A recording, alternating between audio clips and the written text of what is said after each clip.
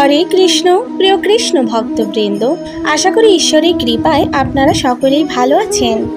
আজও আমি আপনাদের মাঝে উপস্থিত হয়েছি আরও নতুন একটি শিক্ষণীয় কাহিনী আপনাদের শ্রবণ করানোর উদ্দেশ্যে। তো আসুন শ্রবণ করা যাক। রাধে রাধে। প্রাকৃতিক এক অপরূপ সৌন্দর্যে ঘেরা ছিল একটি গ্রাম। সেখানে বাস করত নানা পেশার লোকজন। সবাই সুখে শান্তিতে বাস করত এবং ভগবানের নাম গান করত। কিন্তু সেই গ্রামটি ছিল শহর থেকে বিচ্ছিন্ন। গ্রামের মানুষদের অনেক দুর্ভোগ হতো হাট বাজার করার জন্য। মাসের বাজার করতে তাদের যেতে হতো শহরে, এবং শহরে যাওয়ার একটিমাত্র পথ ছিল, যা ছিল জঙ্গলের মধ্যে দিয়ে। সেই জঙ্গলের মধ্যে দিয়ে ওই গ্রামবাসীকে শহরে যেতে হতো এবং হাট বাজার করতে হতো। কিন্তু হঠাৎ একদিন ঘটল বিপত্তি। যে বনের মধ্যে দিয়ে তাদের বাজার করতে যেতে হতো, ওই বনেই বাস করত একটি বিষাক্ত সাপ। ওই জঙ্গল দিয়ে কেউ আর যেতে চাইতো না। কারণ হলো ওই জঙ্গলে নাকি এক মস্ত বড় সাপ দেখা গেছে। যার সামনেই পড়ে তাকেই ভয় দেখায়। কয়েকজন মারাও গেল ওই সাপটির কামড়ে। সাপটার ভয়ে ওই বনের রাস্তা কেউ মারাতো না।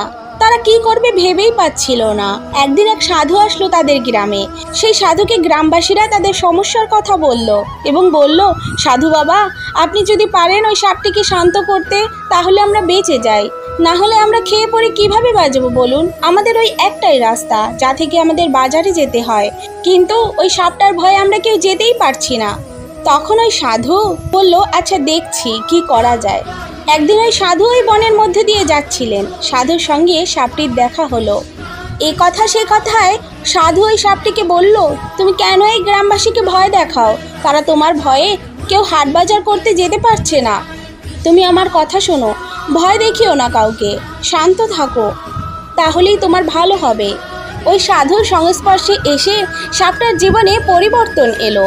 অহেতুক মানুষকে আর কামড়াবে না এবং ভয় দেখাবে না বলে সাপটা স্থির করলো। এভাবে বেশ কিছুদিন কেটে গেল। গ্রামের মানুষজনও আর ওই সাপটিকে ভয় পায় না, কারণ সাপটি সামনে পড়লেও কাউকে কিছুই বলে না। তাই গ্রামবাসীর ভয়টাও দূর হয়ে গেল। বেশ কিছুদিন পর ওই সাধু বনের পথ ধরে আবার যাচ্ছিলেন। সাধু দেখলেন রাস্তায় আধমরা হয়ে সাপটি পড়ে আছে। সাপটার কাছে যেতেই সাধু দেখলেন সাপটির কোমর ভেঙে গেছে এবং সে মরমর অবস্থায় হয়ে পড়ে আছে। সাধু সাপটিকে বললেন, এ তোমার কি অবস্থা? কিভাবে হলো তোমার এই দুরবস্থা? সাপ বলল, আপনার কথা শুনেই আজ আমার এই অবস্থা। আপনাকে দেওয়া কথা মতো আমি কোনো মানুষকে কামড়াইনি, ভয়ও দেখাইনি। এরপর থেকে মানুষ আর আমাকে ভয় পেত না। কদিন আগে কয়েকজন মানুষ মিলে আমাকে মেরে আধমরা করে এখানে ফেলে গেছে। সাপের এরকম কথা শুনে সাধু বললেন, আমি তোমাকে বিনা কারণে কাউকে কামড়াতে বা ভয় দেখাতে বারণ করেছিলাম। কেউ তোমাকে আক্রমণ করলে তখন তো তোমায় চুপ করে থাকতে বলিনি, ফোঁস করতেও বারণ করিনি। তো এই কাহিনীটি থেকে আপনারা কি বুঝলেন? হ্যাঁ, ঠিক ধরেছেন, আমাদের হিন্দুদের অবস্থা হয়েছে ওই সাপটার মতো। বেশি ভালো মানুষই দেখাতে গিয়ে আমরা আত্মরক্ষা করতেও পারছি না। আক্রমণ করা তো দূরের কথা, ফোঁস করে উঠতে ভুলে গেছি। স্বামী বিবেকানন্দ বলেছেন কি জানেন? মানুষ ভূত ভাবতে ভাবতে একসময় সে ভূত হয়ে যায়। আর আমরা নিজেদেরকে সংখ্যালঘু ভাবতে ভাবতে আমাদের মেরুদণ্ডটাই ক্ষয় হয়ে গেছে। তাই সোজা হয়ে দাঁড়াতেও পারি না। একটা জিনিস লক্ষ্য করবেন, সাঁওতালরা আমাদের চেয়ে সংখ্যায় কয়েকশো গুণ কম। ওরা কিভাবে এত সাহস পেল? ওরা আসলেই বাঘের বাচ্চা। আত্মমর্যাদা থাকা প্রয়োজন, সাহস এবং ঐক্য থাকা দরকার, যা আমরা অনেক আগেই খুইয়েছি।